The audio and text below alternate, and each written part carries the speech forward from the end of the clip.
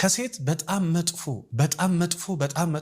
መጥፎ ከሚባለው ባህሪዎቿ ሁሉም ወንድ በእኩል ከሴት ከሚጠሉት ነገር አንዱ እልህ፣ ንቀት፣ ፉክክር፣ ስድብ፣ በቃ ለባለቤቷ ንቀት ማሳየት። በተለይ ሁሉም ወንዶች ምን ትጠላለ? ተናጋሪ ሴት፣ ኃይለኛ ሴት። ኃይለኝነቱ እኮ በመጠን ከሆነ በራሱ ምንም ችግር የለም። ከመጠን ያለፈ ኃይለኝነት፣ በተለይ ቦታን ያላማከለ። አንዳንድ ጊዜ ቦታ መርጣ ኃይለኛ ትሆናለህ፣ ሁኔታ መርጣ ኃይለኛ ትሆናለህ። ኃይለኛ በማትሆንበት ሁኔታ ላይ ኃይለኛ ስትሆን ፊቷ ሲቀያየር የሚታይባት ሴት በትዳሯ ደስተኛና ሰላም ሆና መኖር የምትችል አይመስለኝም።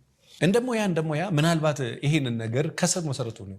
ለምንድነው የምትናገረው? ተናጋሪ ሴት ለምንድነው የምትናገረው? እልህኛ ሴት ለምንድነው እልህኛ የምትሆነው? ተሳዳቢ ሴት ለምንድነው ተሳዳቢ የምትሆነው? የምትፎካከር ሴት ለምንድነው ተፎካካሪ የምትሆነው? ባልና ሚስቶች መካከል ይሄ ባህሪ በጣም ትልቅ አለመግባባት ይፈጥራል። እንግዲህ ሁላችሁም እንደምታውቁ ነገሮችን የምንረዳው ባለን መረዳት ልክ። በተለይ በእኛ አገር የመረዳት አቅማችን፣ የማንበብ አቅማችን፣ የማስተዋል አቅማችን አንዳንድ ነገሮች ላይ በጣም ዘለው ይሄ አነስ ያለ የሚባል ነገሮችን የምንረዳበት መንገድ፣ የምናስረዳበትን መንገድ፣ የምንናገርበትን ነገር የምናናግርበትን መንገድ ብዙ ጊዜ ጤናማ አይደለም። የሆነን ሰው በፍቅር እንማርካለንና ሰውየው ላይ በጣም መጥፎ ጥላቻ ፈጥረን ቁጭ እንላለን። ሴት ልጅ ከሆንሽ ወንድ ልጅ እድሜ ልክሽን ካንቺ ከሚጠላቸው ትልቅ ነገሮች አንዱ የሴት ኃይለኛ፣ የሴት እልህኛ፣ የሴት ተናጋሪ፣ የሴት አኩራፊ። ለምንድነው የምታኮርፈው የሚለውን ከስር ልክ ስናየው ምናልባት አስተዳደጓን። አንድ ፖለቲካ ሳይንስ ያጠናች ሴትና አንድ አካውንቲንግ የተማረች ሴት እኩል አይደለም። አንድ ፓይለትና አንድ ሆስተስ እኩል አይደለም። ተመሳሳይ ነገር ላይ ብትሆንም እንኳን የዛ ነገር ስትረስ መጠኑ እኩል አይደለም። ረጅም ሰዓት